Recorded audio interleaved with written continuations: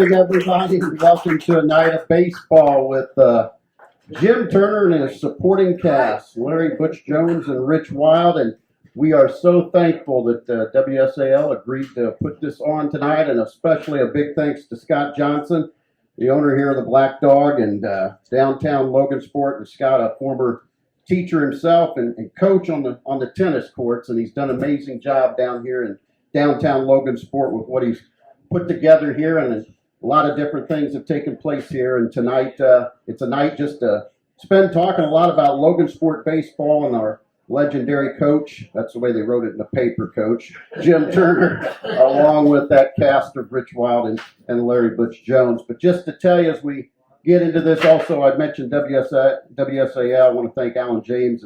He's been doing everything to try making this work as well, and so we appreciate that. But Coach Turner's career, 582 wins, 4 state titles. Of course, that era of the 70s, unbelievable, of 75, 77, and 79 with the state titles. And again in 1991, the numerous NCC titles, also a runner-up in 89 and a Final Four in 1990. And Coach, you turned 90. I think we probably... Don't you think, Scott Johnson, start with a happy birthday to Coach who turned 90? Who wants to lead us? We need some birthday to you. Happy birthday to you. Happy birthday, dear Coach. Happy birthday to you. There we go. Well, thank you very much. I appreciate that. I was telling my son not too long ago that we won our first state championship in 1975. I was 44 years old. I turned 90. I've lived my whole life over since 1975. That's what age does to you. Great. Well, it started for you in 1964. I was mentioning to you, I'll be 57, and I was born in 64. That's when your career started coaching the Berries. You succeeded Rex Hunter and took over, and Rex went to AD, and reportedly he recommended you for the job. Is that how it went? That's how it went, yes. But then right along come Butch Jones to be one of your assistants, and a few years later it was Rich Wild handling the junior varsity. And I don't know if anybody, whether it's baseball, basketball, football in Indiana, could say you had a staff together for that length of period of time. That's over 2 decades. So I commend you guys for being able to stay together and live together all those years. Well, see, I never had any brothers. I had a sister, but these 2 guys became just like brothers that I wish I had had.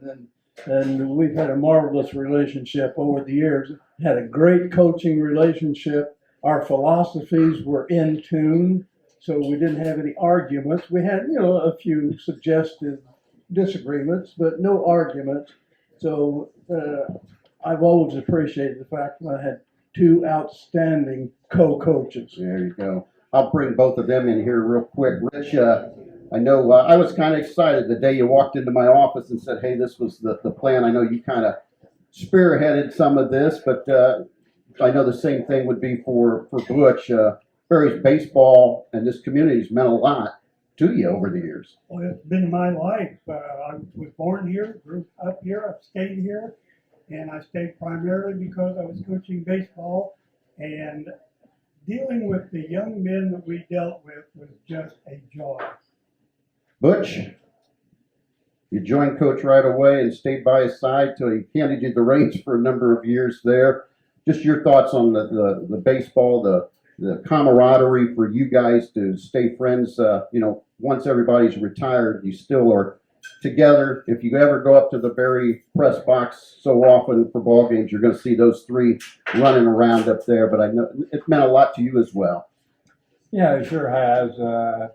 I think just entering the baseball program with Jim being the head, we, like he said, I'll just echo his sentiments. We very seldom disagreed on anything. As far as the tenure, I lasted 28 years, under Jim, and Every year of those 28 years was pure enjoyment. And after 28 years, I was head coach for 6 years, and then young Jim took my place. Just kind of tell you what we're going to do maybe in the next hour. I'm kind of going to go through with Coach Turner, and the other guys can jump in the eras, because he started in '64, and we'll talk about some of those early teams, because when he first started, there wasn't an IHSA baseball tournament even being played then, but there were some pretty good teams in that era. And then we'll get into the the 70s and the 80s, and when he finished out in '91, kind of here in this first hour or so, and talk about some other things. And then in the kind of the second half, I'm hoping to maybe get some questions from all of you that you might have for the coach. Some of you are players, ex-players in this room that spent some time, and I know we've had some of them come up already and talk. And the other thing that's is always special about this group, all three of you had sons play for you, and so that was a remarkable thing as well. But Coach, you started in '64, and by golly, you brought the first outright NCC title in baseball in 1965, and you repeated in '66, and you had some pretty good players right off the bat. So Rex didn't leave the cupboard bare. There was some talent coming up during that era, and but people sometimes don't even know about those teams, because I mentioned there wasn't a state tournament around. State tournament started in '67, and it's too bad it didn't start earlier than that, because you're right. We had two very good teams in '65 and '66. I won't mention 1964, Okay. my first year, because we were very young, and I think we only played about 15 games in those days. I think we were 4-10 or something like that my first year, and had good kids. Were you worried about your job? But no, Okay. no, because that would have made Rex Hunter look bad. Because Rex had recommended me, and he went on to be the athletic director. And of course, he recommended me to have the head job. But we had good players, but we were young, and we just couldn't get over the hump in '64. But in '65 and '66. We turned it around. We won the conference both of those years, and it's too bad we did not have a state tournament, because I think we would have done well in the state tournament competition. Can we ask how old you gentlemen were in your first season? I'm sorry? How old were you How old were you when you started your coaching career officially in '64? Figure that one out. I would have been 33. 33. 33. I came here in Y work. I was 27 years old when I moved to Logansport. I'd finished at Illinois State middle of the semester, and a fellow by the name of Frank Tailor became the executive at the Y, in the old Y building there on the corner of 9th. And I was working part-time at the Y in Bloomington, Illinois, and he asked me if I wanted to come over here and be the physical director. He said, "We're building a new Y over there, and I'd like for you to come with me." So I came, and they hired me over here. I think Elmer Wood was instrumental in that. I think he was on the Y board. So you can blame Elmer for hiring me. But I really wanted to teach and coach. That was my primary ambition. So, but I stayed in Y work from 1958 through '60, and I had the opportunity to be hired by the Logansport community schools to teach and coach freshman basketball, by the way, which I coached for 5 years. And then I got involved in junior varsity baseball. I coached junior varsity for 2 years, and then Rex recommended me in '64 for the head job. There you go. So if you're 33, Butch, you would have been in your late 50s by then. Did you land, Butch, right out of college here? Yes. Okay, fine. Yes, I was 23.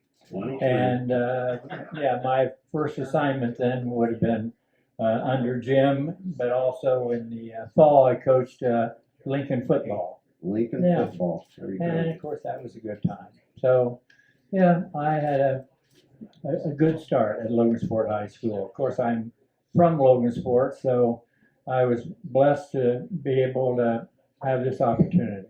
Rich, you mentioned you were born and raised here. what year did you officially come back into the coaching? I know it was a little later than Butch. I came here in 1960. I was 20 years old. I hadn't turned 21 when I started teaching the 5th grade at Columbia. Wow. For 4 years, I went to Fairview for 4 years in the English department and got the call from Jim Turner, would you like to coach JV baseball? And I said, hell yes.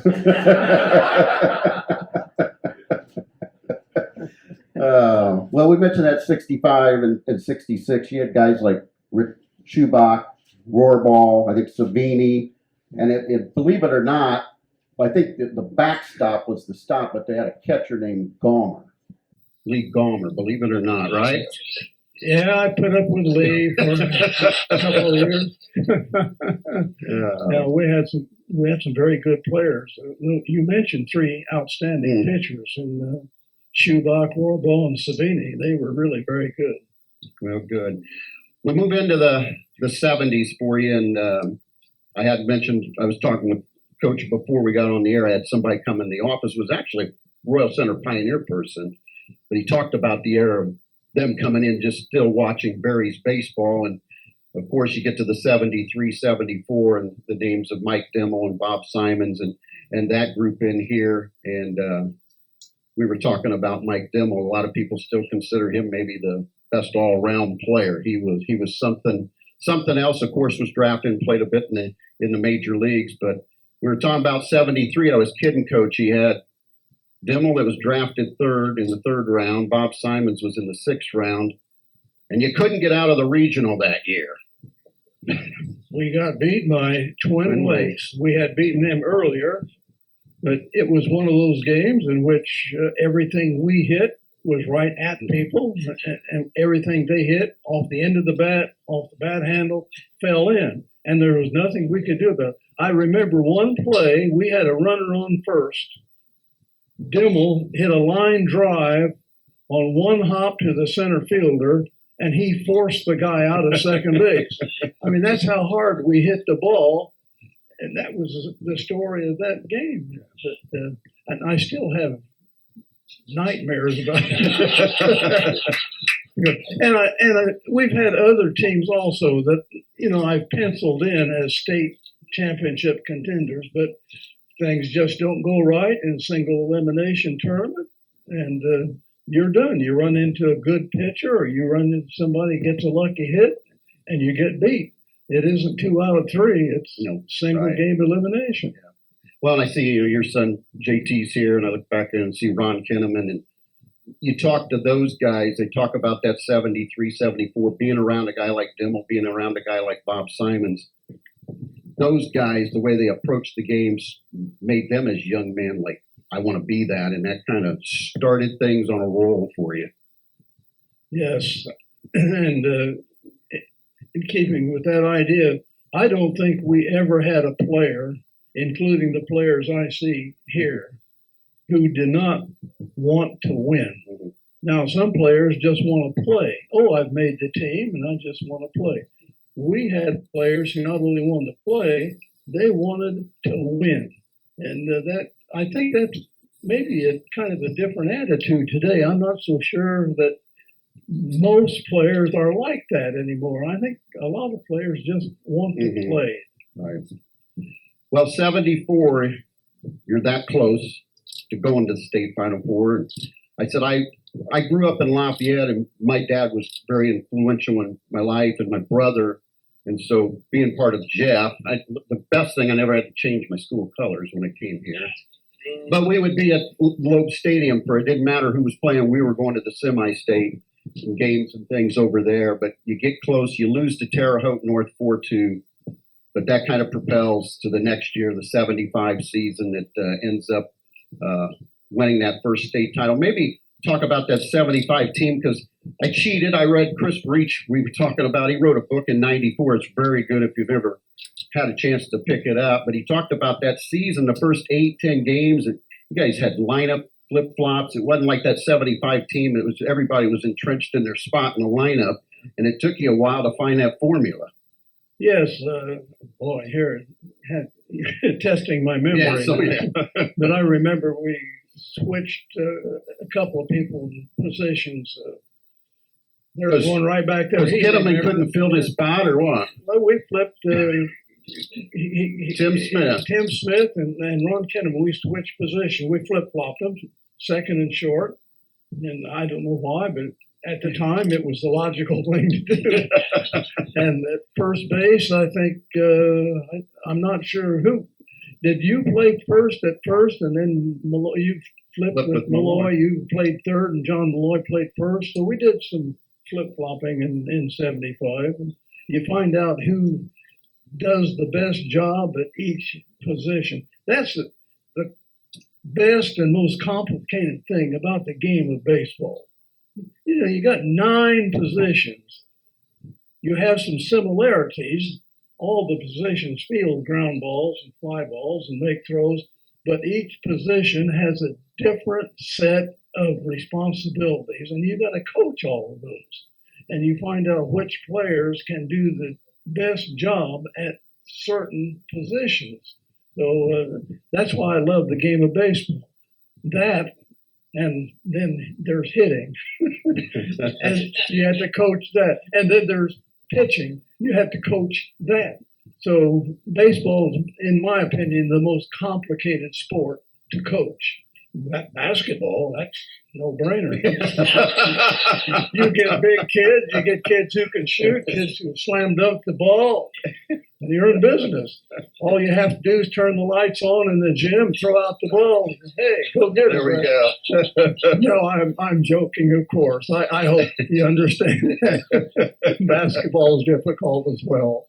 Well, you go over to Loeb Stadium, you win that first state title. You had eliminated Terre Haute North, actually, your nemesis from the year before in the semi-state, beat Bedford North Lawrence in the afternoon, and then you get your first state title with Indianapolis Marshall, topping them 11-5, a game that actually, you see the final score, it wasn't like it was 11-1, and it was a battle a little bit, and you had to make a call. This is a story.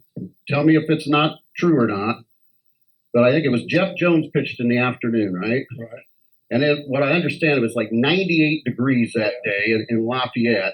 And so he wasn't going to be able to give you much at night at all. And you get to a point in the game where you got to make a pitching decision. And the story goes, you went out and the shortstop come in, Smitty, Yeah. and you asked him, well, what do you want to do? Who do you think? And he says he looked over at third base to your son, JT, said, throw him in there. Well, it happened something like that. Tom Packard had pitched in the afternoon to relieve Jones because Jones had suffered because of the heat. And Packard pitched I don't know how many innings in the afternoon in that heat. Then I started Packard in the evening. And I went out to the mound. They had 3 or 4 hits in a row or something like that. And Packard was sweating, and his sweat was pouring off of him. And he said, Coach, I'm done. So I looked around, and he gave me the ball. I had the ball in my hand. And I looked around, all the infielders looked at Jim. He hadn't pitched. He had a back problem that year, and he hadn't pitched more than 10 innings all year. But I knew he knew how to pitch. And Eddie Renowance was getting loose in the bullpen, but Eddie was a junior. And I thought, well, this is a senior team, and the seniors ought to win it or lose it. Jim held out his glove like that. Everybody was watching him. I took the ball and just slapped it in his glove and walked away. And that was it. There you go. Great story. Great story.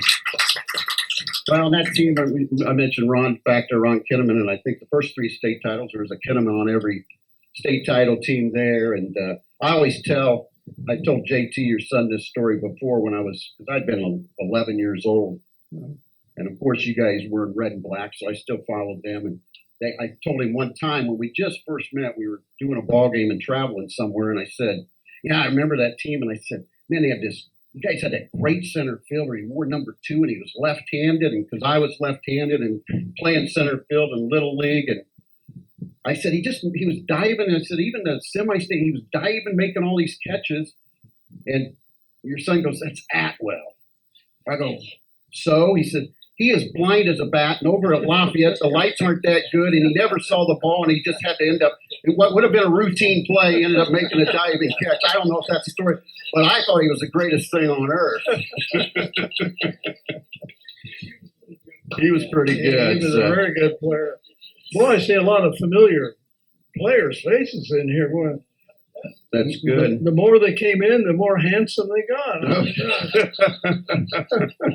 That's the younger group that just came in. Some of those guys that had a big influence on our lives, I'll tell you that. Yeah. Oh, yeah. Well, we'll get to that because I know earlier when Todd Stevens was in and came in here, and I know you made the comment again that it goes both ways. You've impacted they're not all young men by any means anymore, but you impacted them. But you got the same reward and things from many of those young people.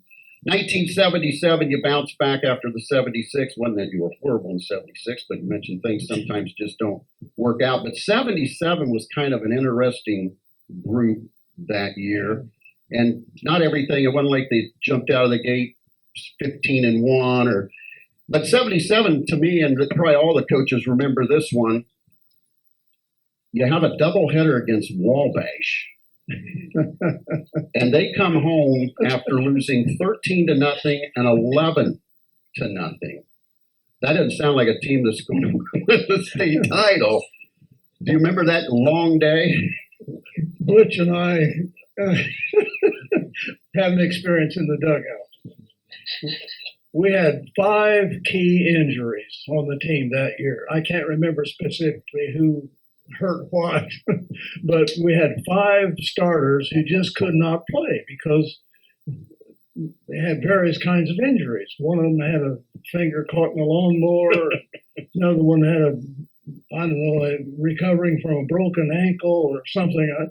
And I think somebody got hurt over at Penn Central dunking on a basketball goal too. Well, that's right. Broke his glove hand wrist because he was. Was that a Wilson? I shouldn't mention Mike. Anyway, he doesn't remember that. But anyway, we're playing Wabash, and they were very good. And I can remember the play.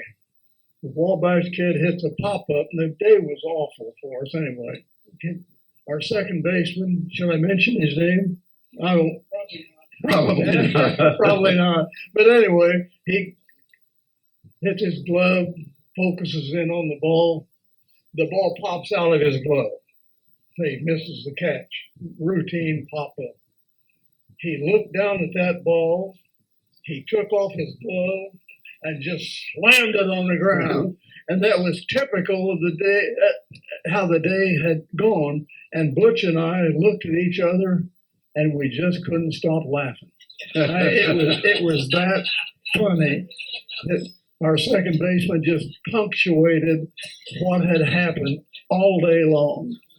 But when we got our players back, it took off. And 77 had an interest because the 77, when I hear about it, was they're competitive, but what was different about that group? And you had some sophomores that played some key roles in that team along with some veterans, but what would maybe be the difference in the 77 team compared to what you had in 75? Oh, gee, I really... Other than the players. The players? Other than the players. I mean, did they have a different identity in the 75 team? Other than the Harrison may have kept getting longer in 77 than 75. I don't know how to answer that question. How they were different. No, but the thing I remember about the 77 team is after our dismal start, I think we lost about 10 games or something like that. They came back. When our starters came back, we just kind of breezed through the competition because our players were just confident in what they could do. And they just, okay, you're going to have to beat us. you can't do it. So Right. they played with amazing confidence. Well, And that's what I remember about that team. Okay. Well, you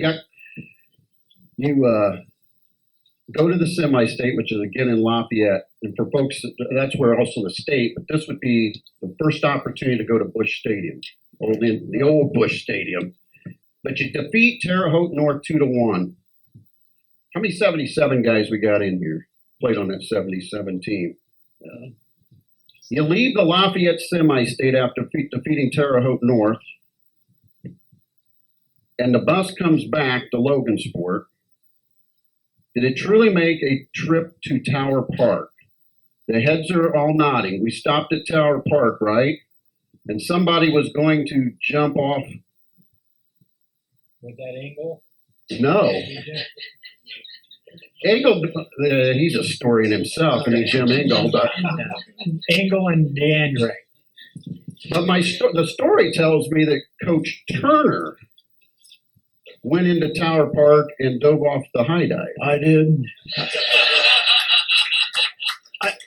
I told the guys if they won, I would dive off the 10-foot board at Tower Park. What they didn't know was that as a kid, I used to do that all the time. What he doesn't like to tell you is he was naked. He was. I didn't hear that one. He said you were naked. Oh, No, I hope not.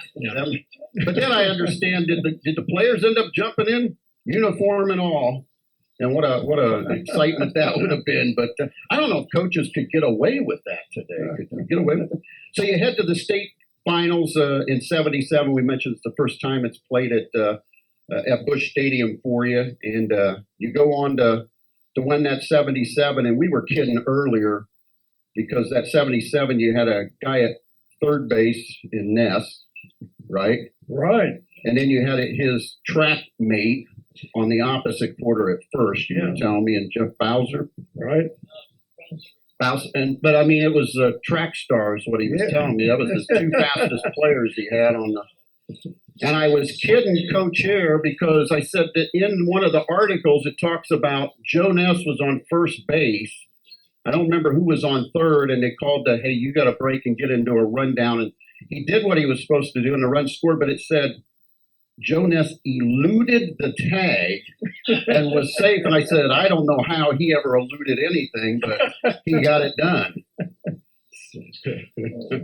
All right, you go to 79. Let's talk that 79 team that ends up, a lot of people will remember, ended the Evansville Memorial 59-0 record. They had won the state before, 30-0 the year before. They were 29-0 coming down there. They had Don Mattingly, which everybody knows Don Mattingly and what he did in his career, and they were the shoe-in to get there. But I want to go back. You had some incredible, this is about state tournaments, and you were talking about you lose one. You played in some incredible semi-state games that could have gone the other way, and you're not doing that. Yeah. You had a 1-0 9-inning game against South Vermilion. Right. And folks, if you don't know about that game, it ended in a Donnybrook at home plate with a guy named Grandstaff. Right. What do you remember about that game? It was 0-0 going into the 9th inning. That was that Right. kind of ball game. Right. Well, Granny was an inside the park home run he was trying for. I think Yeah, the right well, was. some say it should have been inside park. Others say it's a single in an air. However, Well, it went to the wall and he was going to Well, stretch I it. mean, he was rounding all the bases. Yes, he was. The right fielder did make an error, I think, Yep. on the play. He hit line drive the right fielder, and it got by the right fielder, and Granny was going all the way around the bases. And when he got to home plate, the catcher not only blocked the plate, but he went on and knocked Granny down. And so Granny got up, frowned and kind of charged at the catcher. And benches cleared, people came down from the stands, got on the field. Meanwhile, Granny and the catcher were over on the side shaking hands. But that was the only run of the game, and Eric Sweet had pitched one marvelous Struck ball. out, I think, 14 it said in the game. And Yeah, I don't think he had I don't think he walked a batter in that game. in that game, 9 innings, 14 And I had a strikeouts. good view of Granny's. Yeah, he had a slice down the right field line, and I can still see that right fielder trying to dive for it. And when he missed it, I felt like we were going to win the game. So, Coach, you just were waving him? Oh, He didn't- yeah. Well, I didn't know. I Yeah. thought maybe you had a stop sign on him. He just, No, it's all coaching. I the picture was all coaching. My mistake again, you know. There wasn't any way Granny was not going to keep doing it. Well, you end up in the Final Four. You win in the afternoon, and at this time, Logansport and LaPorte are about every year the teams during that era, and you got them in an afternoon game to set up the big matchup with Don Mattingly and Evansville Memorial, and you had yourself another extra inning ball game to win that, and there were a lot of great plays in that ball game. And there's always the talk of Jerry Baker was the guy that called the IHSA games back then, and Mattingly hit one out, and he was saying nobody's going to get it, and it found Brad Platt's glove in that ball game. But you had a sophomore come into that one, Barry Boyer, that had to pitch a lot of innings in extra innings of that ball I game. think Barry might have been a junior that year. Junior year, Yeah. okay. Yeah. And he carried you through there. But the story of that game talks about sometimes you have some bad things happen to you in a ball game, but you may get that opportunity later, and that happened for a kid named Snyder, Yeah. didn't it? Yes. Yeah. Mark had made an error with runners on. I think he allowed 2 runs to score, and he felt really bad about that. But in the top of the last inning, to go 9 innings or 10? 10. He went into 10. Well, anyway, were we visitors? We were. You were visitors. Visitors. I thought we were, because in the top of the inning, he came up with the base hit that drove in what proved to be the winning run. Yep. So he made up for his error. But he always commented about when he made that error, Eric Sweet gave him a look about killed him. He said. It was an easy ground ball that he just let go through his leg. Right. But he made up for it. What a good kid. Yeah. So you end up winning that one, 6-5, 3 state titles in the 70s. The 80s was an era that you had a lot of close again, that you just couldn't break through. And I know there's some heartaches, pop-ups, injuries. You had a lot of different things that kept you from getting to that Final Four. Yeah. Well, I can't remember all. I can remember 87, was it? I think 87 with our injuries. 87 with 2 key injuries. Yeah. Mike Farrell, who later pitched professional ball at the AAA level, Mhm. was our number 1 pitcher, also our number 3 batter. He was a good hitter too, and he was 6-0 at the time, and he got injured in practice and a broken collarbone, as a matter of fact, so he couldn't pitch in the tournament. And Dennis Fry would not get out of the way of the fastball and took it on his glove hand wrist and cracked his wrist. He was our number 4 hitter. He could not play. So without those 2 players, I think we got beat by Huntington 5-4, I think, in the regional. But, so that I had us penciled in. We had another good pitcher along with Farrell, kid the name of Ian Porter, who was an outstanding pitcher who we could just toss the ball to. He was going to keep us in the game. By the way, over the years, how many good pitchers did we have? We had good pitching almost every year. But anyway, in the regional against Huntington, Porter had pitched the first game. I pitched him 3 innings the second game because you were allowed 10 innings within 3-day period. So he was done. So we had to go with different pitching, and they were okay, but not Porter or Farrell. So we got beat 5-4 by Huntington. Okay, we'll kind of finish off with the last state tournament for you. You're there in 89, lose to Evansville Memorial in the state championship game in 89. But this team starts to you have seniors, but you've got a sophomore class that's very talented that people are talking about. One of them's our principal today, still at Logansport, and Matt Jones, and had John Curran. You could go on down the list of that group. And then in 90, you're right back there again, but losing a tough afternoon game to LaPorte. And so now 91, everybody's like, if this team doesn't do it, there's something wrong with you. And you have an outstanding year, and you get yourself down there. Really, that state tournament run, with the exception of one game, you kind of hammered through the state tournament, other than the one game at Highland Park with Northfield, who had a kid I think named Dunkel. There was a left-handed pitcher that was really good that you won 2-1. Yeah. But that was a team that they were there 2 years before close and finally got it done in '91. Right. That year, I think Butch and Rich would agree with this. Those guys were so serious. We didn't do any coaching. All we Stay did, out of the way. we just, went through the motions, batting practice and infield, outfield practice.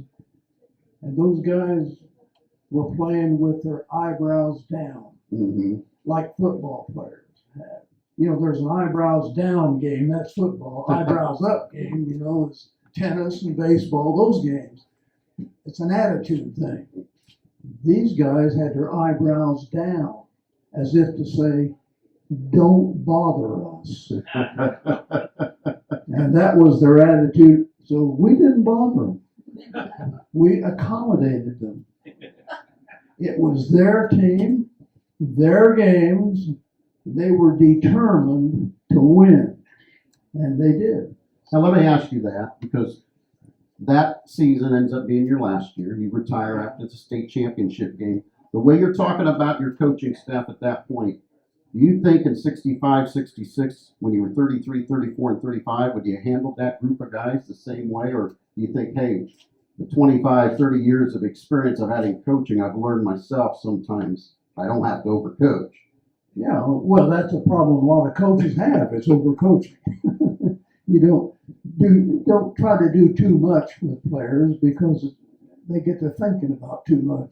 What was Yogi Berra saying? You can't think and hit at the same time. Well, a lot of times players start getting their minds on the coaches and what the coaches say rather than on the game. So there is a time when you just back off and let the players have the game. It's their game. I might add one other thing to that. That's why I never called pitches, right? Because it was having been a pitcher myself in high school and college, I didn't want somebody on the sideline to tell me what pitch to throw, even in high school, because it was my game. And so I figured, well, the pitcher and the catcher, in order to learn the game, have to learn where the batter is in the box. Does he have a slow bat, a fast box? How should I pitch to him? It's their game. That I could call the pitches on the sideline. I don't know those things, where the batter is in the box. I wouldn't know how to pitch to him. Then if he gets a base hit and I'm calling a pitch, and the catcher can say, And with that in mind, Jim, we had some outstanding catchers handling those pitching staff. That's right, yeah. You talk to pitchers and catchers about how to pitch to certain batters, but you don't control the game. Let them control the game. It's their game. And that was my philosophy. And I know I don't criticize coaches who do call pitches because they feel it's necessary. But I just have a different opinion about that. Let the kids have the game. It's their game. Well, that '91 team I mentioned, you kind of cruised through the state tournament other than that one game, but it wasn't all that easy because, Butch's son Matt, who had a great career, he started having some arm issues. Right at the end of the sectional, Greg Correct, he has his issues, which he doesn't even pitch again until the state finals. I think you make that decision about game time with him. But it talked about the depth of that team. You had a guy named Willie Hilton that a lot of people didn't know much about. And I mean, in the state tournament, whether it was the regional, the semi-state, or down at the state, he was remarkable. Yeah, Willie. Yeah, he's about 5, maybe 5'7", 5'6", I think, when he's a freshman. But he came along and ended up about 6 foot 6'1", and did a tremendous job for us. And we had another pitcher by the name of Bob Hartley, who does some umpiring. Bob had a good arm. He pitched some in the semi. Yes, he did. And, we had a good pitching staff. And Matt and Correct both had a little bit of arm problem. Willie Hilton took up the gap. And it was great. That one ended with that old rivalry, Marion Giants, that you took down in your final game there. So that was the 4 state titles. I wanted to touch on real quick with Butch and Rich on a couple of things. You hit a lot of infield, didn't you? A lot of infield, yes, yes. But I don't know if there's anybody at one point when you would go to watch, and this is teams would watch and fans would. The way Logansport a lot of times conducted their infield made people stop and watch, and it went. Well, I guess maybe the electrifying player was Mike Dimmel. Mike Dimmel was known, I think, throughout all of our competition. So when we would play, all their players would stand, at the dugout just watching our infield, outfield practice. And I can remember, most outfields have a fence, obviously. Well, to Mike, there was no fence. So wherever you hit it, he was going to get it. So, I hit one over the fence and he'd just hop over the fence, get it, throw it to the cutoff man, and, not even think anything about it. Now, that's the case of somebody that wants to play baseball. I mean, you enjoy folks like him that have that desire and the no quit attitude. I mean, that was the way he was. And as far as other things for infield, sometimes, looking back, maybe at times I may have been a little bit intense. Is that what you call that? There were a few times when we didn't finish the infield. I said, if you're not going to be any better than this, let's just go to the dugout. So anyway, there was one story that we might bring up, but he asked to stand up. Intense I was, but I'd like for Jeff Bowsam, our first baseman, could you stand up? And after years, he made a confession to me. What did he confess? What was his confession? Well, he asked to tell him himself. My gosh. Well, come on up here, Jeff. We're going to give you a mic. Oh, we got to hear it. It's got to be heard. Come on. Yes, Jeff. After a few soda drinks at the Elks after our baseball reunion, he says, I've got something to tell you that it's been on my chest for years. Jump in here and hold that and just tell the folks the story. After years of coming back to the golf outing, I unburdened some memories, and one of them was I was telling Coach Jones that I didn't understand sometimes when we at practice, just not before a game, but just practice, when he would purposely just hit them so hard and short hop everybody, so it's hitting your chin, your chest, your shoulder. And I thought, what did we do? We're not messing up. But he kept doing that, and I finally thought, I'm mad about this. He being left-hander, he was always had his side of his head to me. The ball would come to me, and I purposely was throwing it at his head a few times. And our catcher was Clay Jackson. He'd step over and get it. And I threw him like 3 in a row, and finally Clay just went. He had no idea it was coming at him. His head was turning, but Clay was saving. But as one of the things I'd done burned myself. I appreciate the confession. You're glad his arm wasn't any more accurate. There was an intimidation factor in our infield. I loved watching Butch get infield, and I loved watching the other team because they're over in the dugout going, oh my God, these guys can play. Well, I'm going to ask you, Rich, because you spent, and a lot of guys wouldn't do what Rich did, especially today, all the years you spent as a JV coach. They would, I want more, but you already had one guy come in tonight, and I don't know how many times over my 25 years of broadcasting Barry's baseball, I had players come and would talk about Rich Wild, because they say, we come in as a freshman, and my gosh, the talks that we would have, and it would go on. And one came in tonight, Todd Stevens, about chalk talks, and they didn't want But then all of a sudden they said, you know, some game later, that exact thing we were talking about came up, or they all of a sudden got it. But they said, man, as a freshman and a sophomore, if you're on the JV, when they first got there, it's like, we got to go through this. But there was a point to it. Yeah, there was, and I'm sure that at 15 or 16 they didn't understand why it took so long post-game to cover things. But that was exactly the point. They were young and they needed to learn, and there's one way to learn. We would have chalk talks in the driver's ed room, and I'd lay out the diamond and I'd say, there's a bunt down the third base line. Now, Mr. Right fielder, where do you belong? We don't belong standing out there. You belong over at the fence. And it was things like that that they tolerated, and I think they benefited from it.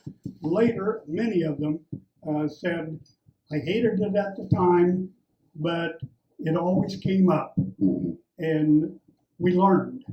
And I appreciated their patience. I never told them that I can recall, but they were willing to listen and learn. And that's a big factor in our success. Those young kids being willing to listen and learn. And I think I've talked to you before, Coach Turner, about what things got done in the junior varsity that all of a sudden I'm not reteaching or I'm not having to teach when they got to the varsity level. Yeah, well, you know, even though we had good players with who had been taught fundamentals by the really good coaches we had at the lower levels, they might have been taught a little differently about cutoff positions and that kind of thing, and how to conduct a rundown, that sort of thing. And Rich started out by saying, guys, this is a baseball. And he went from there and covered all the basic fundamentals to bring all the players together under one way of doing things, the Berry way. And I used to tell Rich, we don't have time to teach the rundown. You teach the rundown. And so he taught the fundamentals. And then when it was time to maybe bring a younger player up to the varsity, maybe a sophomore up to the varsity, Rich, who is ready fundamentally to play? And of course, we would go by Rich's recommendation. So he just did a tremendous job of getting kids prepared for the varsity. I had one comment that probably the guys back here may remember when they thought that I was taking too much time. They wanted to grab a bat and hit, and I understand that.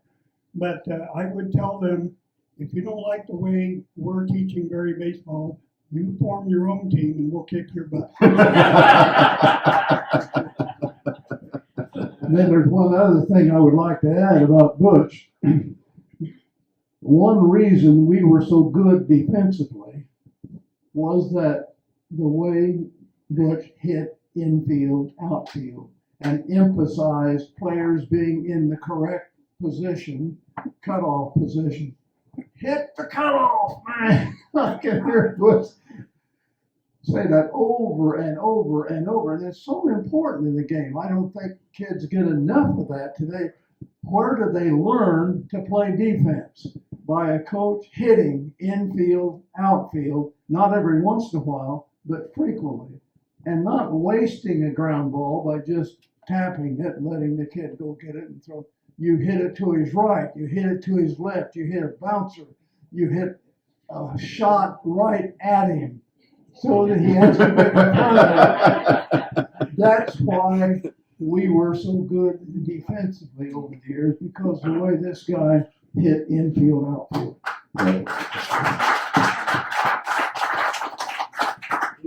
Here's something I'm going to read to you. When I came and started covering Berry's baseball and being around the coaches and the way things were done and the way I watched them coach was a lot different a lot of times than you see other coaches coach. But you talked about the things that you have that relationship with your players and what they've meant to you.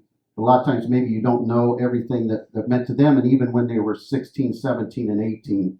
But in the state finals in 91, your center fielder was Ryan Conrad, and he blasted a home run in Busch Stadium in the afternoon.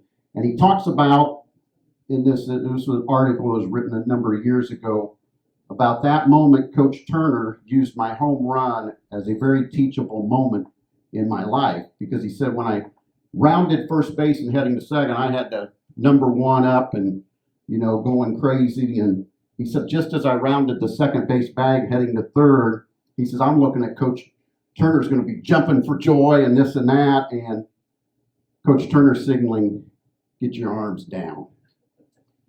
And he said, I went on to learn those lessons from Coach Wild to Coach Jones to Coach Turner.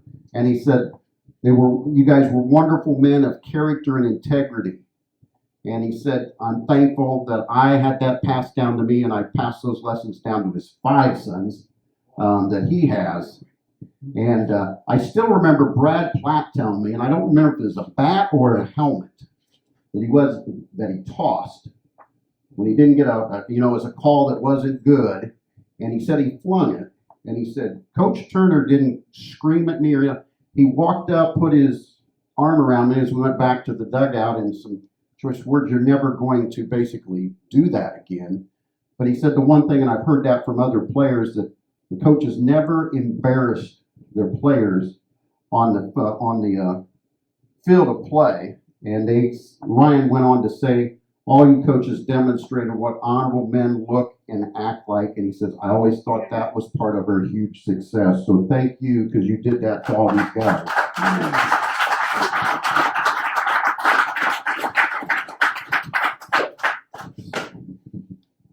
So congratulations on that.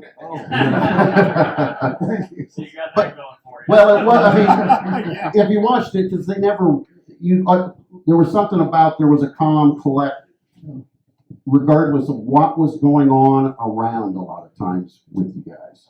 Well, I was influenced by the coaches I had growing up. I had a high school coach, a baseball coach. Whenever I did something questionable or somebody else did, he never yelled at us. He would say, if you had that to do over again, would you do the same thing? Sometimes the player would say, yeah, and he would explain why. Sometimes he said, no, coach, I screwed up. And our coach would say, oh, okay. All he wanted was an explanation one way or another. Mm-hmm. He made the player verbalize what he had done and either agree with what he had done or disagree with what he had done. He didn't yell at him and say, why'd you do that? No. He just talked to him and asked him to explain. That's it. And that's the philosophy I always had. Let my player explain what he's done, why he did it. Mm-hmm. What did Steve Clary explain? Oh my! Hey, we are about into the second hour, so we can start some good stories. Steve's here, and Steve's now the color commentator on Barry's baseball, so he's been around it forever. He won't mind his story being told, will you, Steve?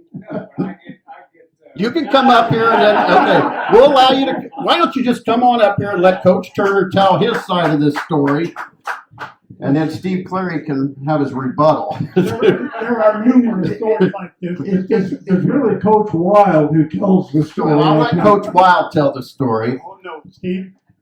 Or do you want to start with it? No. We'll let Coach Wild start on his version of this. Well, my version is that Steve was pretty quick, and he hit a ground ball, and he beat it out first base. And first pitch, he was given the steal signal. Well, that's all I'm going to tell you. It was against Caston. I remember it well. Everybody.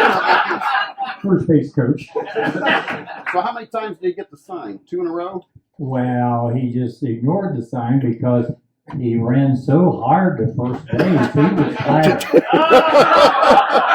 Now you're taking my thunder. No, okay. Your version. You're correct. I noticed Jim's not saying anything. I'm proud of you for that. But you get a few words from these coaches. A little more from Mr. Wild. A few words went a long way. Well, one of the things I remember sincerely about talking about base running, getting signals and, not getting caught off base, getting thrown out, making a stupid mistake where you're running when you're not supposed to, those kinds of things. Or if you're not prepared when the pitcher's stretching and you don't have a good enough lead, don't just go through the signal, basically think on your own feet and make your own decision. Well, I remember that. In about 10 seconds, I remembered. And I was tired. I beat a heck of a burnout. So they put the steel on the very first pitch. Well, heaven's sakes, I wasn't ready. So I wasn't going to get thrown out. And I decided, I think I went on the second or third pitch and got my stolen base. We don't hear that side. But I want to go back to a couple comments, and you're exactly right. We'll start with Rich because that's where it all started. I just realized today that I believe I must have been on your first team if you started in '68. So that was my sophomore year. We don't have freshmen. You couldn't play as a freshman then, or very rarely. But he's right. We was down at the old Riverside Mud Park, and Rich would have us out there. We all just stand around, and most of my buddies, they were pretty impatient. They didn't like listening so much. There's a couple of us, but you know what? All those things, and not only that, I just looking around the room. You mentioned how many fathers we have that you pass things on, but just how many guys out here have actually coached a team. I mean, there's several. Yeah, there's several. And I know you're all saying the same thing that I'm thinking, that what we learned is exactly how I coached. And I preached, and in fact, I filled in for my son the other night. I told them the same exact things, like, you run on the field, you run off the field, and all sorts of things. But Rich was great wealth of knowledge, and I just sucked it all up. A lot of my teammates not necessarily did the same thing. But there is one thing, I don't know who Rich ever told you this story. We had about 4 pitchers on that team, sophomore group. Probably know some of them, Mike McMahon, Mike Rands, myself, Sandy Haven. So it was one muddy day. We had practice, and Rich has got us all around. And it's time to do some hitting, and it's kind of muddy out here today. We don't want any of our pitchers getting hurt. Stan, go out there and pitch. No, if you had to know Sandy Haven would be a buddy. He was a close friend of ours, but we just died laughing because he was one of our 4 pitchers. Evidently, that moment, he wasn't considered one of our pitchers. So we laughed about that for years. We laughed about that. But Mike Raines and I will never forget that. But, and then Coach Jones. I remember being a young JV guy, and we used to hustle our fannies out of the high school to run off to games after school, of course, in a hurry. And I remember we used to like to ride with Butch. I thought we did because he had a convertible. And Butch had a way of getting places fast because he needed to. He usually I felt like he didn't know where he was going, so he had to make up for lost time. Now, there was one time, not necessarily that year, but there was one time in the 80s when I helped coach, and we were going north to a game, and we got up to US 30, and Butch was driving. That's when coaches could actually drive buses. And Butch turns left, heading west. Well, where we were playing was heading east. And I was a new guy on the bus, new guy on the team, and went up and tapped him, and we're supposed to go the other way. Well, you don't turn a bus around real quick on US 30, but we did make it. And I was very happy also, stuck on those ground balls in the infield. I played the left side of the infield, so I didn't get quite as much damage to me on the right side. And Coach Turner could teach so much with so few words, and did not have to get excited, like we mentioned. Did not have to get excited to get that point across. You listened, you learned. And what a great teacher. He was just not just a great teacher, great coach, but just a great person. Just a great person. And Joe, all these guys are great people. So they were like, well, not growing up as a father at home, all these guys became my secondary fathers and mentors. So I appreciate everything they've done for me and led to a lot of years of coaching. And by golly, still had to make a quick trip from Avon back today just to work. But thank you guys. Thanks for everything. All right. Can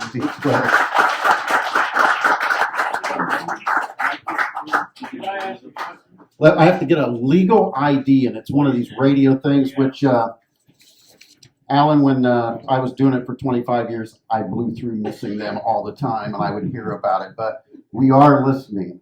1230 WSAL, Iron Horse Radio in Logansport. And while we've got that opportunity to thank WSAL, and thanks to Scott's going to have a question for us, but Scott Johnson for opening his doors here at the Black Dog. If you've not been down here, it's a great place. They do a lot of different things. Lots of different types of events have been taking place here, and you've done a great job, Scott. And what's your question? Well, my question is, as I look around the room, I see your sons, and I know that we were all fellow teachers, and so you're a dad at home, but then you had to navigate being a dad while you were a teacher. But how did being a dad as a teacher and a dad at home compare to being a father while your sons were playing for you? I can answer that real quick. We had an agreement. Jim and Butch and I talked about the fact that we had sons playing. And the first one was my oldest son, Jeff. And Jim and Butch took me aside and said, "You won't say anything to him. You leave anything up to us." That was the way it was with JT. We told Jim, you leave him alone on the field. At home, we don't have any control. And we'll talk to him. And then Jim and I told Butch, you leave Matt alone. You let us talk to him. And then my youngest son, Kevin, sitting here, came along, and the same thing. And it worked really well. I learned that the hard way. Do you mind if I tell this story? Yeah, you don't know. He doesn't mind. Well, I'm going to tell it. Jim sitting there was 16 years old in his first year of American Legion ball. And I had the Legion team, and we're playing up north somewhere. I can't remember the park. First inning of the game, pop fly goes out to right center field.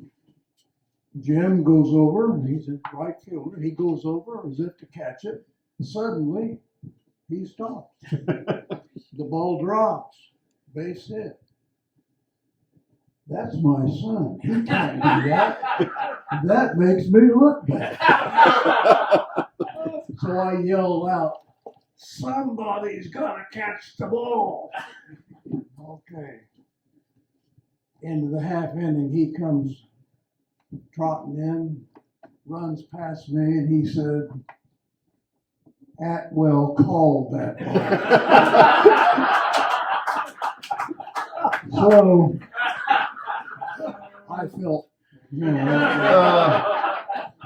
well, Webb Simons, who was helping me with the Legion team at that time, son Bob, who was a pretty good player, just got drafted by the Giants, by the way. Rob Baker there knows that, lived next door to him. Webb came over to me and said, "You know, I can see that you're going to have trouble coaching your son." He said, "Let's do this. You coach Bob, and I'll coach Jim. Okay?" Okay. So for the rest of the summer, he coached Jim, I coached Bob, which was simple. But anyway, that's how I learned.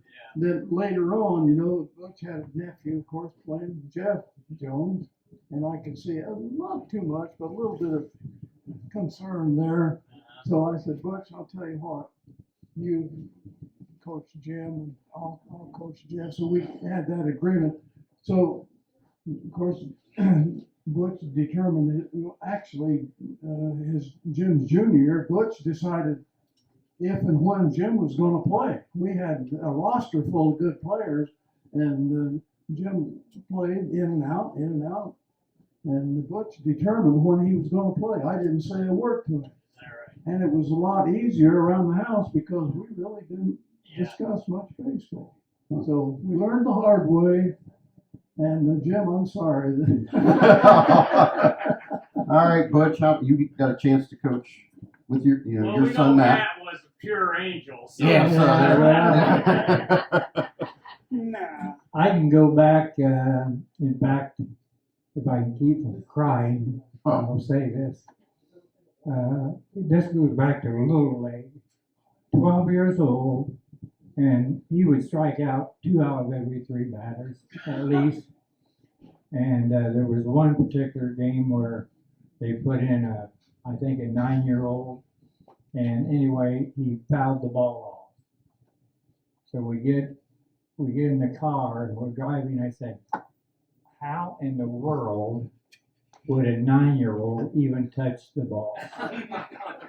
And he said, Dad, I did the very best I could out there. He says, I can't do anymore. Well, that's better because I played for my father tennis 1 year in college, and I lost a match, one of my first matches for him, and he paid me money to play on his team. And I come off the court, and he goes, "How the hell did you lose to that guy?" So I applaud you. Wow, good question. You were talking, Coach, about Bob Simons, and let's maybe just talk about you had a lot of players over the years that were drafted in baseball. I mentioned the 2 right out of the gate when you had Bob Simons and Mike Dimmel, but you look at and I may not got all of them on there, but you've got, you already touched on Mike Farrell, who came that close to being in the big leagues, and then took that on to being a scout for 20 some years in Major League Baseball. You got the Frys, Paul Fry and Danny and Dennis Fry and John Curl, and we mentioned a couple of guys.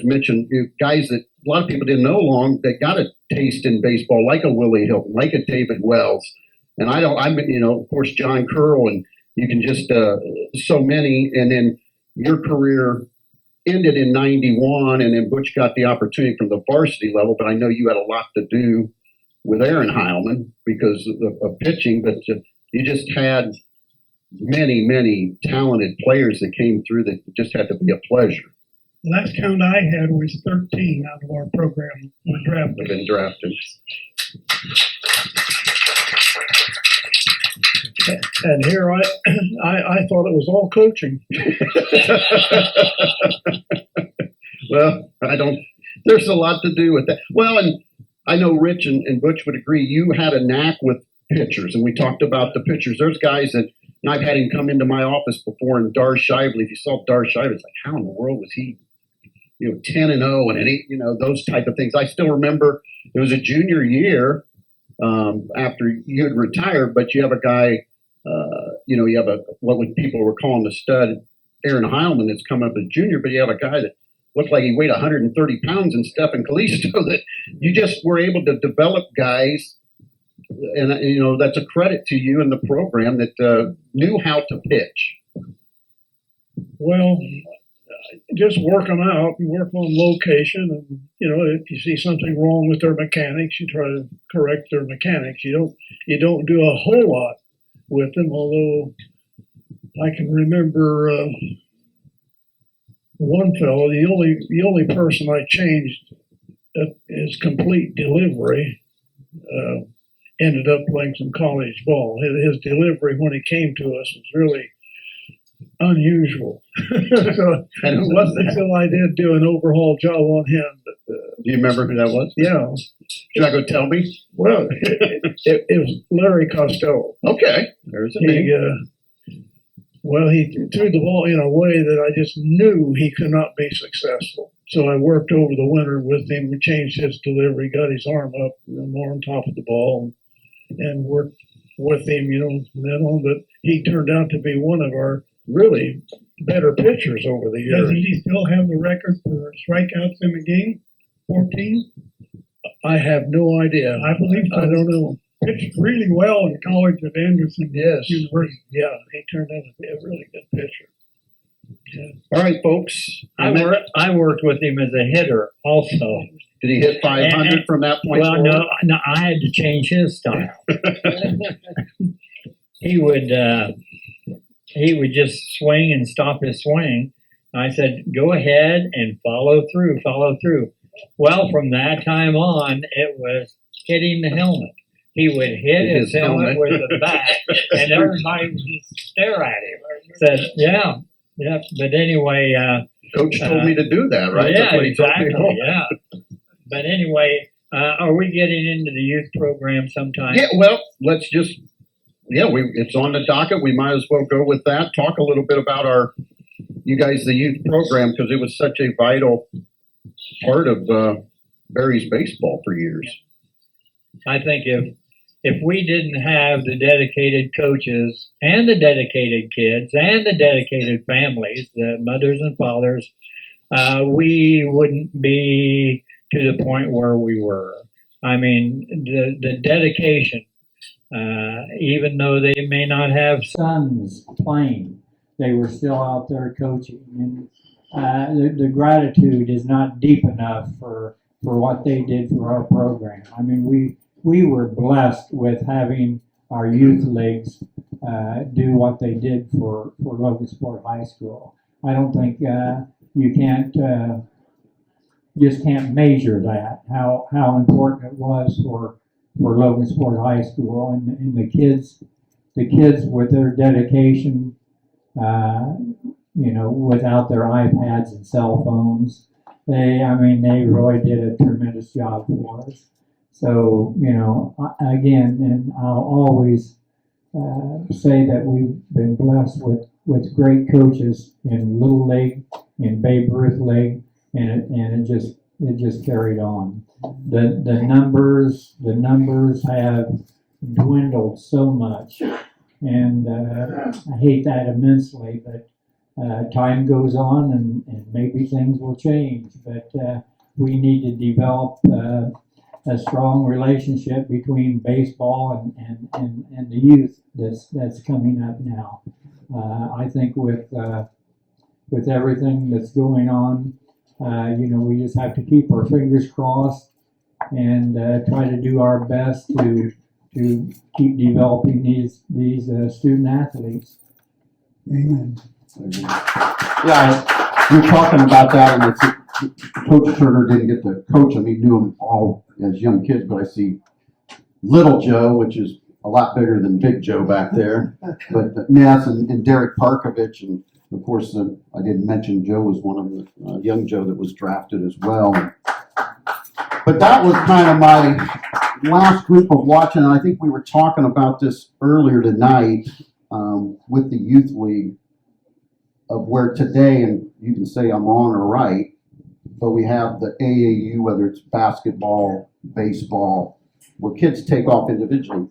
I remember that group kind of as the last one where those kids grew up together, and they had a bond about them, and they stayed together. And that's what you used to have with kids coming through. They played together, they competed their butt off against one another, and it wasn't like when I was 11 years old, I'm going to go play with this one and not with you guys. And you see the bond, you see the friendships and stuff that last for years and years beyond this, but I think there's something to that. We had a real community baseball program. Yeah. And that's the way I look at it, because kids started at 5 and 6 years old in summer rec, went on through youth league, Babe Ruth league, and high school, Legion ball, and had all kinds of teams. And parents were involved, longtime coaches were involved. It was a community effort, and boy, we really appreciated that. Yeah, there are a lot of guys I sat for years in the press box doing ball games, and Ron Nazarene would be sitting next to you keeping the scorebook, and he was one of those guys that coached year after year after year and just wanted to be part of it. Somebody just said he was my little league coach. so yeah, this was the part that I, over the next 40 minutes or so, if you've got questions, come on up here. That way the radio people can hear what your question is, and just tell them who you are so that everybody knows out there in radio land, and then you can ask away. I'm Rob Baker. I played with these guys. I graduated in '74, and I just want to make a comment to these three guys, especially Coach Turner, talking about how you guys were talking about how to get the younger guys to play more. And I can still remember to this day when I played in the 12-year-old All-Stars. And to end the ball game, a guy hit a ball at the middle. I was playing second base. And I backhanded it, stepped on second, threw it to first, and turned a double play to end the ball game. After that ball game, the first guy I talked to was Coach Turner. And knowing that he's the head baseball coach of Logansport High School, I met everything. He comes up to me and he goes, I just have one question for you, Rob. He said, did you know you threw off the wrong foot?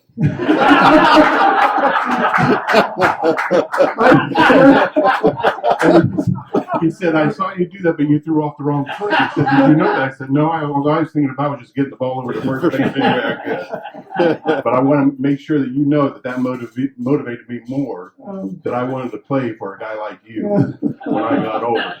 Well, what surprised me was why were you playing second base? Because Jim Smith, when I got to Babe Ruth, said, you're too big to play second, we're going to put you at first.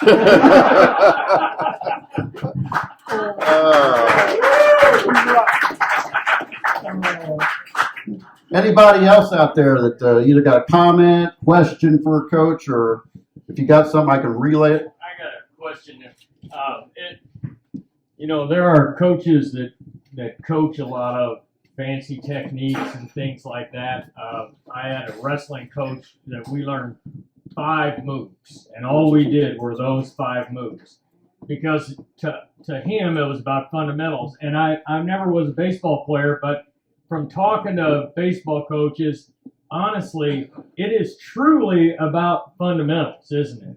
And how did you tailor your coaching to the player that was definitely going to be done at the high school level to maybe somebody that was going to go on and had potential to go on to a higher level? That's a dang good question. Yeah. You want to just take over? Well, we didn't try to tailor any fundamentals a certain way. We taught the basic fundamentals of each position. And we let the players take care of themselves. So our philosophy was we did not make players good players. We helped players become good players. It's a player's responsibility to do with whatever talent that player has. And we could see certain things that we could help players improve in. We could suggest, teach them how to play a certain position, but it's up to that player to take it seriously and work on his own or emphasize what we would suggest, whether it be hitting or playing Around second base or or any other position. So But it was, for you guys, it was truly fundamentals. This is what you've got to do. Now, Right. talent can take it beyond that. a talented player, you don't bother. You really don't bother. A guy can either. The best advice I ever got was from Mike Platt. Mike's dad was coach at Kokomo. He coached basketball and baseball, and he was one of the older coaches when I first started. He had Kokomo players one year who just hit the cover off the ball, and we just happened to have kids who weren't hitting the ball well at all. We were trying to teach all kinds of hitting fundamentals to them, and finally I asked him, what do you do with your players to make them hit the way they do? Nothing. They can either hit or they can't. And there's nothing you can do about it. This guy didn't know what he's talking about. Well, after another couple of seasons, we discovered in those years he was right. So what we learned to do was place kids in the batting order on the kind of pitches we thought they could handle. If a kid couldn't hit a curveball, we put him down at the end of the order where the opposing pitcher would say, this guy can't hit. He's batting 8th or 9th. I'll just blow the ball by. Well, come find out, he couldn't load the ball by him because this kid might be able to hit a fastball. Couldn't hit a curve. Couldn't hit a curveball. Yeah, So, cool. so that's what we started doing. Yeah. And of course, even with the good hitters, you leave the good hitters alone. You don't get it. Who was Yogi Berra said you can't think and hit at the same time. So we leave them alone. But you can tweak a player, getting out on the front foot too early. You suggest you stay back a little longer, that kind of thing, but you don't change anything that a good hitter is doing. Like Dimmel. I wouldn't touch Dimmel's hitting with a 10-foot pole. I can remember Mike Dimmel striking out one time. He got called out on a pitch that was ankle high. And he just rolled his eyes and walked away from the plate. I can remember him popping up one time. Because when he swung the bat and hit the ball, you better not be in the way of that line drive because he hit the ball. So you don't mess with a guy like that who hits the ball the way he did. And he wanted, as an outfielder, in a close situation, he wanted the ball.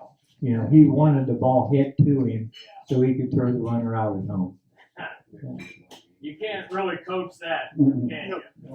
You were just mentioning that before we got on the air, talking about, Coach was saying, sometimes I just wanted, not that I wanted the opposition to get a hit, but that a guy on second, I'm like, I kind of wish they'd maybe hit a ball to center field just so we could see him throw somebody out at home. Yeah. And getting back to Bob Simons, who was a very good ball player for us. Excuse me. I can still remember his dad, Webb Simons, being a very intense person himself. He, and I'm pretty sure I've got this right, he challenged Bob to a race around the block and ended up stumbling and I think broke his leg. He broke his leg. Broke his arm? Okay. Yeah. Hey, leg, arm. It doesn't matter. He broke something. Yeah. Oh, the good old stories. Anybody, you got a question out there? Anybody right now? I'll take it. I've got one more. Okay. No! You kind of own the place, so. Okay, so from what I understand, it's a new field up there. And when I was coaching tennis across from you guys, I wasn't sure you were a baseball team or groundskeepers because you guys hauled so much dirt and it was always a worry on getting the field ready. But with the new field, it's a lot better. Am I right about that?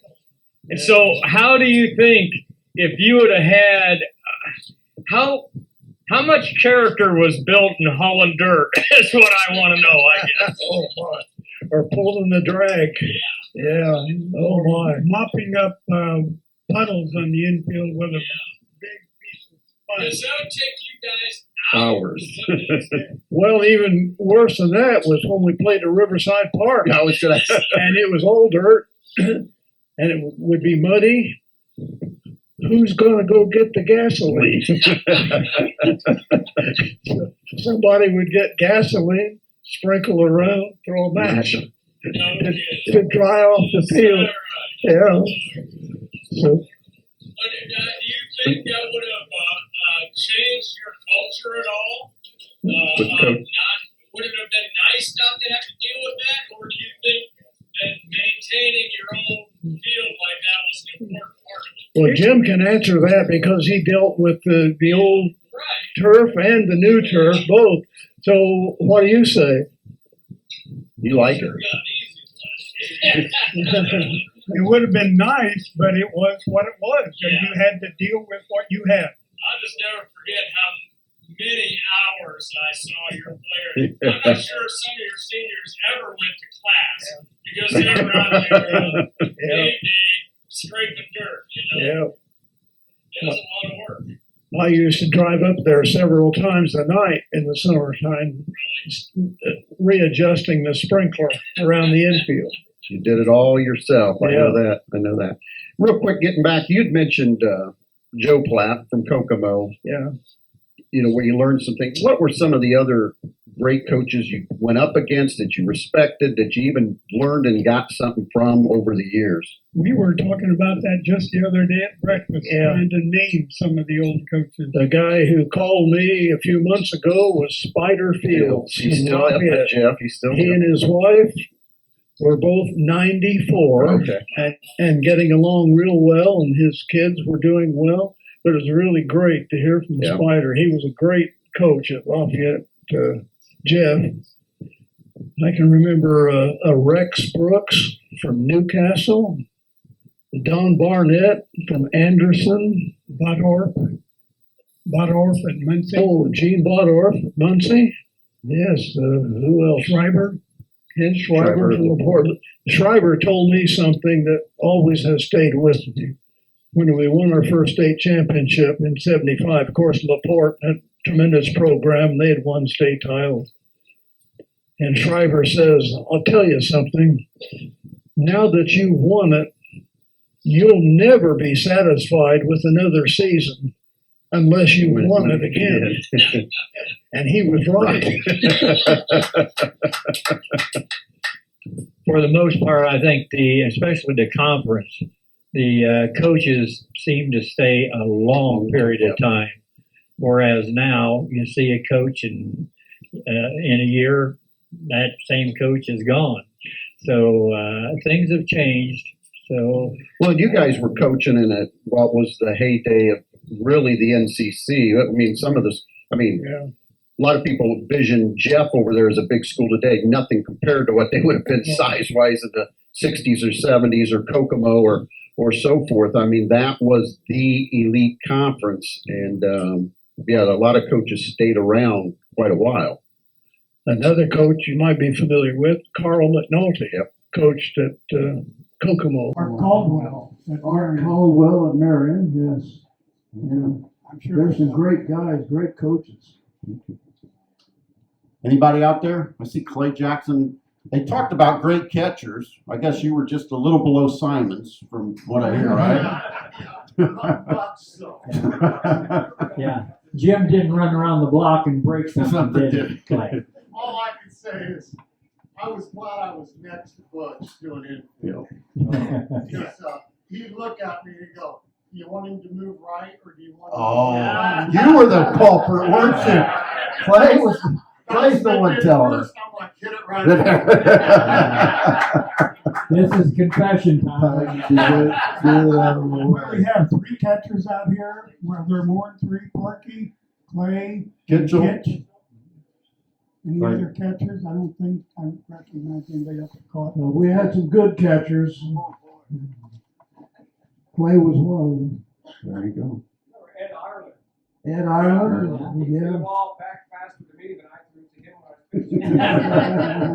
Chris Jordan was an outstanding catcher. Lee Gomer. Yeah, well, yeah, my memory. I can't think of everybody. We had some really good ones. We had great pitcher after pitcher, and a lot of good catchers as well. Yep, Tony Berkshire, our 91 catcher. I still remember him before the state finals. We were having practice. To this day, I call him Scarhead because, he had hit a feeble ground ball, got to first base, and he took off his helmet. Boom, down the ground, and came right back up and hit him right in the forehead. A lot of blood flowed. How about, you mentioned the ballparks where you started your career down coaching at Riverside. Before you ended up on top of the hill, you would have played over at Steinman Field, so you had some different home turfs, that's for sure. But some people say, well, how they play in that little ballpark? There were wood bats for a long time before the aluminum bat came into play. Yeah. I think there still should be wood bats. Should be. Yeah. Wood bat made them better hitter. They had to swing the bat correctly in order not to break the bat. Yep. And when I was a kid, about 11 or 12 years old, Rogers Hornsby, the great St. Louis Yes. Cardinal, and his partner came to town. I'm from Danville, Illinois. came, I don't know whether he was there on the bond drive or what, of course it was during World War II. And he showed the group of us who were there how to swing the bat correctly so that you didn't break the wood bat. And I can see him to this day hitting line drive after line drive, swinging the bat the way he swung the bat. He said, always hit the ball with the trademark up. You keep from breaking the bat that way. And if you do that, not only will you not break the bat, but you will have the correct swing. And so that's what, as I talk to hitters after that, I always taught Rogers Hornsby's way of swinging the bat. Rich, I think we talked the story one time of Coach Turner where you go up to a Berry practice, a lot of times you had a drill where you'd really work on guys trying to hit the ball hard the other way. And I think Rich was telling me about nobody that night for some reason seemed like they were doing it, and you might remember the rest of the story here. Kevin, do you remember? I think you were playing at the time. Yeah, you were one of the guys not doing what you were supposed to be doing. You were, Jeff. And we were getting ready to face, I think it was Kokomo and a pitcher named King, and a curveball pitcher. And we had the machine, or we were trying to hit the pitch low and away. And we were feeble. We just couldn't do it. And Jim said, hold it. Give me a bat. Somebody handed him a bat. He went up there and he hit 7 in a row between first and second base hard on the ground. Slammed the bat down and said, that's how you hit a curveball. You hadn't lost your touch.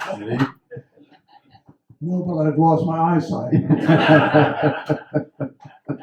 Anybody out there got a question for Coach? This is for You got a Coach text? Wild. Okay. It came off the internet. Somebody from Facebook messaged. See if you can. So this is like a trivia question, Coach Wild. Ask Coach Wild, who was the player that got him thrown out of a game? Whoa! What player got you thrown out of? You got thrown out of a game. I recall it was Duke Taney. Now that shouldn't surprise anybody, but he didn't do anything wrong. Who'd they say? Well, the question was from Matt Harris, so I don't know. He didn't say. I didn't ask who it was. Matt Harris asked. Matt Harris He did said, the would have question. Duke got you thrown out of a game? Well, Duke was going to third, and the one-eyed umpire at Kokomo called him out. And I just went out there and I said, good Lord, you only got one eye if you called him out. You're gone. And I had nobody coaching with me, and if you don't have a coach, you have to forfeit the game. Butch drove the bus. He's sitting up in the stands, and I said, Butch. He took my cap and went out and coached the game, and we ended up winning. Wow.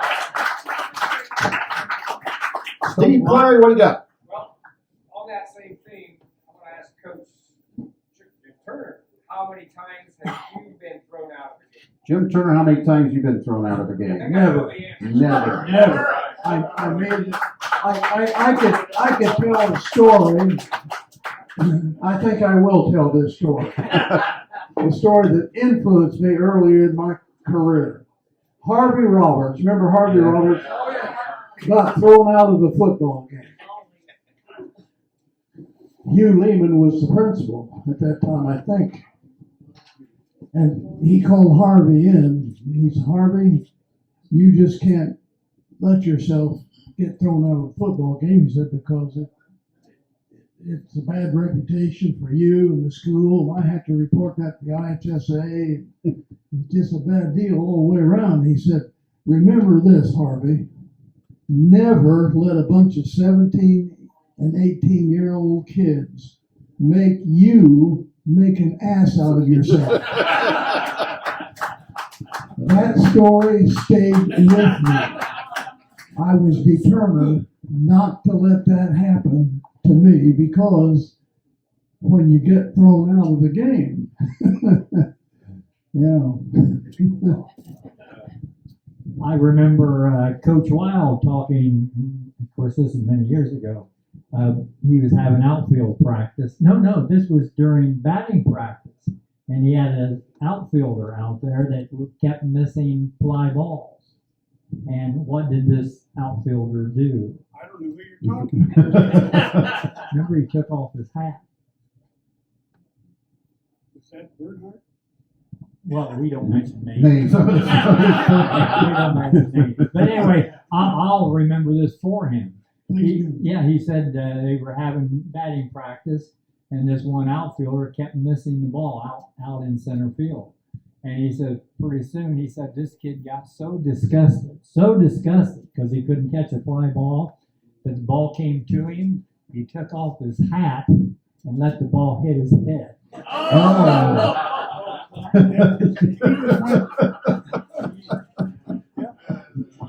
Hey, I did get a text that sent me something today from Dave Packard.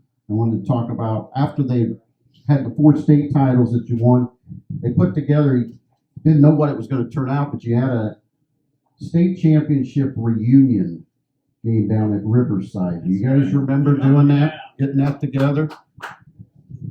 You don't even remember that, huh? That they put together a state championship reunion game down, at Riverside, and he was amazed the number of the guys that came back, because he said immediately, you're just thinking, I'm going to get some local guys, and he said, Eric Sweet's calling me from California, and Eric Kinnaman was in Florida, and he said it was amazing. He said, that was the respect all those young men had of the coaches, you guys as coaches. Well, I think they just wanted to play softball. If I remember right, Eric hit a home run in that game. I tell you. Yeah. Did you rock it? Off of you? Were you pitching? You know, not everything goes well, and I'm going to ask Coach Turner, without names, if he can remember back, and he'll tell this story. I'm pretty sure he can tell it fluidly. We were playing Northwestern, so this must have been in the regional, and there was a ball hit to center field, and the center fielder, and they were running, the base runner, the kid on first was running to third. Anyway, the center fielder overthrew the cutoff man, but the third baseman, you would think, should be there. And he wasn't. Here it comes. Oh, yeah, I do remember that. You're talking about was the cutoff man, or who should have caught the ball? Who should have been at third? Who should have been, yeah. He had lost his partial plate and was looking for his partial plate. And the ball went right by his position over to the third base dugout, and a runner scored. Won't mention any names. Those things happen. He found his partial plate and handed it to me. If we had 2 more hours, we could fill it with these kinds Great of stories. Anybody else? Anybody got something that you remember from days gone by? One thing when you read, and it was a book done by Chris Breach that was about the state championships or coming back from semi-state, they always talk about the Logansport community and the fan support that they had, whether it was Lafayette or, when you were going down to Busch Stadium or wherever. It would always seem like it was 3-1, a very fan to the opposition. You had incredible community support. We absolutely did, and even at the junior varsity level, if we go to Lafayette, we had more Logansport fans there than Lafayette Jeff did, or same at Kokomo, or absolutely, almost every year. Mm-hmm. And we owe a lot to you people and your colleagues. I mean, we had the best fandom in place. We went to Evansville one year, might have been a Babe Ruth team or a Legion team, and we got down there, and John and Ruth Rhodes, if you remember them, longtime Berry fans, they were there waiting on us to get there. They drove down to Evansville to see the Berries play baseball. Wow. Mm-hmm. And I know, we're putting this on WSAL tonight, and I was honored, to be a part of it 25 plus years. And when Alan James took over, things were a little different, changing a little bit. And, there's question about whether you're going to carry Barry's baseball or not. And he found it quick, hey, if they're in the game, people still listen today. They want to hear the Barry's game and be able to tune in. And so WSAL is one of the rare stations in the state of Indiana that covers, baseball to the way it's been done. And we're glad we're still doing that today. So now you have to listen to Steve Clary. What's your question? Can you talk a little bit about the whole Fry family that we had? The Fry family? Fry family. Yep. I had them all in the fourth grade. You had them all in the fourth grade. And they got to the fifth grade. At the same time? At the same time? No, exactly. They were all twins. Well, of course, Dan's the current coach, and maybe just talk about the whole Fry family. And they did a lot for baseball, that's for sure. Well, we can talk about them as baseball players. Paul Fry was the first one we had. Larry was the older brother. He didn't play, but Paul did, and Paul was an outstanding pitcher and defensive player and a good hitter.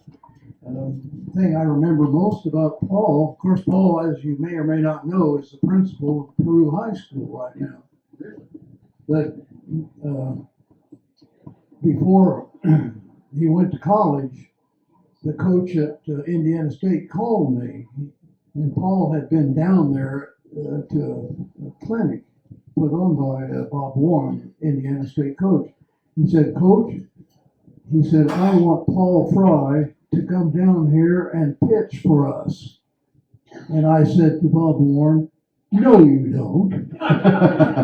You want him to go down there and play every day, which he ended up doing, and he ended up playing professional baseball every day. Yeah, he was a good pitcher, but he was a better hitter than he was pitcher, and that's why I suggested that to Bob Warren. And my best memory of the Fry family is Mom out in the backyard catching them. Oh, Always there. And you had better throw strikes. Oh, my. Well, and of course, Dan and Dennis, you know Dan, the present day coach, and as far as I can tell, doing a fine job. I think he's got a pretty competitive baseball team, got some pretty good kids. Although, if you haven't heard, I think they lost a doubleheader today down at Avon. It wasn't broadcast. I think they lost a doubleheader. Got beat the first game 7-3. And the person I talked to said they were losing the second game something like 12-4. So I'm assuming they lost that game. And knowing Dan, he'll get over that real quick, right? Yeah, he'll handle it. The kids are on Ubers, he's on the bus. Well, Paul, opportunity with Indiana State. He played in the College World Series. You had another player, John Curl, with Texas A&M. He got the opportunity to play in the College World Series on a nice stage, that was for sure. Yeah. My middle son and Larry Costello played in the Small College World Series in Idaho and just enjoyed the heck out of that experience. Of course, Dan and Dennis played on the same team. Was that 87? 87, 88. Okay, right, 88. I'm not sure. Yeah, Dan was a good player, played infield and pitched. We only lost 2 games that year. That was Kevin's senior year. Got beat by Kokomo twice. Once in the first game of the doubleheader, and the second time was in the tournament. Yes, something didn't go right in that tournament game. But Dan was a very good player. He won the conference for us that year, I believe. We're over at Lafayette. I can't remember exactly what it was. We were either down 2-1 or was it 2-1? We were down, and we had the tying and winning runs on base, and Dan was up the top of the 7th inning. I think it was 0-2, I believe. Was it? They count? The count was 0-2, yes. And Dan could not hit the ball the opposite way if his life depended on it. He was strictly a pull hitter. And I'm thinking all the time, standing there in third base coach's box, I'm thinking, we're 0-2, we're down, we're running, or whatever it was. I said, if I'm the pitcher, where am I going with this pitch? I'm going to probably give him a breaking ball away, off the plate. That pitcher, their number one pitcher, comes in with a fastball right in his swinging zone. And he hit that ball that's probably still gone. Won the game. Both teams were undefeated in the conference until that game, and then Jeff got one loss, and we won the conference. Good hitters hit mistakes. Thank to them, yeah. Probably was the coach that called the pitch. Right? And of course, Dennis was an outstanding player too. He played at Indiana State, played in the North-South All-Star game. I believe he hit a home run in the North-South All-Star game. So I always thought he could have played pro ball too, but for some reason he didn't. Dennis was the only guy that could hit the ball out of the park off the tee. Off the tee? Right. Dennis could hit it off the tee out of the ballpark. Yeah, right. Wow. I was going to ask Butch about, have you ever had anything interesting happen during a T-ball game? T-ball game, huh? Anything happen? Tell us, will you? Give me the signal. Anything interesting in a T-ball game? If Pete Lundy was here, I'd tell you both. Okay, but he did hit the ball off the tee over the fence. Wow. He also caught the ball during practice with one hand on a fly ball to right field. Anybody else out there? I can't believe, Joe Nash, you don't have a story or something in all the years you've been around. I know they're not probably clean, but we could get something out of you tonight, I would have figured. Here we go. Now this is gonna be good. It will be. Your wife's warning you already, so. Well, it'll be clean. I wanted the difference between 75 championship team and 77. We got some of our guys here. We love baseball, but we love to play off the field too. And it was hard telling where you'd meet up with the guys late at night because we were all over the place and we had our groups, but everybody got along. It was really a lot of fun. I could strike out, whatever, get a hit, and if I came back, I had Brian Wilson, Mike Clay, somebody go, man, you sucked. We go, yeah, I did. You get them next time. And that's just the way it was. We were ready to play. I can still remember playing JV ball down at Riverside Park with Coach Wild, where he gave me the nickname Twinkle Toes.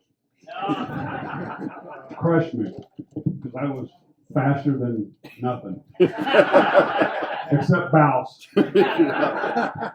And then you get to the varsity, and we had Coach Turner, Coach Jones, and I'm telling you what, one thing I never did, I never got cheated at the plate. I took a healthy ass cut. I didn't always see the ball, and I can remember coming out swinging like 3 curveballs in a row in the dirt off the plate, swinging, my head flying out, looked like the Cubs now. The coach goes, "Are you watching the ball?" I'm walking back. Damn, Butch, hell no, I'm not watching the ball. Hold my damn head. I don't know what he wanted me to say, but these guys never yelled at us, they just were patient and all that stuff, and it was a lot of fun, a lot of great memories that we have. And Coach has been a landmark for Louisville, and so have all the other guys. And there's a camaraderie that occurred through all these years. And we have our golf outing now with GT and a bunch of guys put together. And you see everybody, and we're starting to lose players. And so it puts a different reflection what we're doing and being able to meet and see and talk. And my wife told my kids, you got to get him down. I'm not a social guy. Okay. Worked in the schools for 28 and a half years, but I'm not a social guy. I like working with kids, but I said, well, okay, we'll go. But time flies by so quick. They talk about when we got beat at Wabash. I can remember them laughing. Hell, we were laughing. There was nothing you could do. But I can also remember going to the state finals. Coaches both drove the bus. Coach would take his jersey off. He had his white T-shirt. They had a thermos of coffee. One drove down, the other, and Butch drove back, or vice versa. I don't remember which. We go to the state finals at Bush Stadium. We're all pumped. All these other three teams got all these great buses. We pulled down in a big Twinkie. I'm like, shit, we got gypped. Everybody's got air-conditioned buses, but that's what we did. We weren't changing our routine. We weren't changing anything. That's what we were. And we went down and had some great luck. And then I think Coach Joan Butch hooked us up with in between games at your old fraternity house. Yeah, that's right. Which was not much fun. It was dirty, it was dark, and there was nothing going on. And but you know, we played and we had a great time. And you talk about the community waiting. When we came back to Logansport, the streets were lined. I mean, there was people everywhere, and they're all cheering and stuff. And it's just an experience of your life that you never forget. And so when they talked about the Little League coaches, Ron Nazarene, Leonard Whiting, Carl Moroch, you go on. Everybody here that played in that era, you didn't have parents that coached just for that year or two. They were there for the long haul. Spall in the summer ball, he had a nickname for every kid. And so it was a great time to grow up. It was a great time to play baseball. The field that they play on now, they couldn't have played at Riverside Park. No. They couldn't have played it at our high school field that first couple of years. You could see the rows of grass. The ball would hit halfway in the outfield. It would bounce over the fence. It's so damn hard.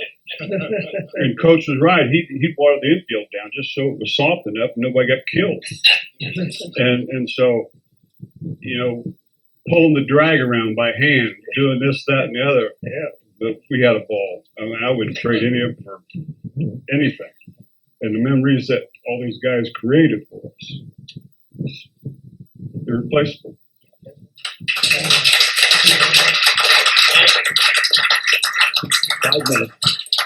Michael, all these memories, something else. I mean, this is fantastic. I'm looking around here and I'm looking at guys that came here from Indianapolis and from where? South Bend. Matt Jennings is back there. Kevin here from Indy. Those guys wouldn't show up if they didn't have some wonderful memories to relive. Mm-hmm. Joe, I wanted to remind you when you were at the Teak House, it was clean. It was clean. It was clean that day. You didn't see it as a normal day. And I always said that if I would have stayed in the Teak House at Butler instead of transferring to Ball State, I'd probably still be in the student section rooting the basketball team. Come down to the Black Dog, but just talk about how this got put together, and we thank you for hosting. This is the good stuff. This is, but I think a good round of applause for Mr. Copeland here. And a big round of applause for Rich Wild, who put all this together. All I did was set up some chairs, and I'm honored to have you guys in the building. And this business is named Legacy for a reason. And that is because this is exactly what we were thinking when we did this, okay? And I applaud all of you. I salute you all. You're all just really fine men, and you've been unbelievable. Now, that's all I can say. So if you like this kind of thing, we'd like to do more of these historic things. I want to invite all the old railroaders to come in and tell stories of the old railroad days. And then I want to get an old timers night in here, which you guys could come back for. To talk about what downtown Logansport was like back when you were kids and how there was never a parking place. There was so much going on. So this is the kind of thing that we value here. And all I can say is, I'll use the term singularly, but I mean all of them, to Coach. Thank you, Scott. I'm going to let Coach Turner have the final comments here tonight, and we'll wrap it up. Well, I'm afraid too much attention has been paid to the coaches. The players and the community are responsible for the baseball reputation that we have enjoyed. And I appreciate all of this honor that's being bestowed tonight. You've been a wonderful audience. You always have been. And Scott, we appreciate what you are doing here at the Legacy. And maybe when the old timers come back, maybe we'll pay you a visit. All right. Thanks a lot. Thanks to WSAL for putting this on. Again, thanks to Scott Johnson. That's going to do it here tonight from a radio standpoint. If you want to get up here, and I know a lot of people want to visit Coach Turner, Coach Jones, and Coach Wild, thank you three for all being here tonight. It was a great night. So long, everybody. Thanks, Mike.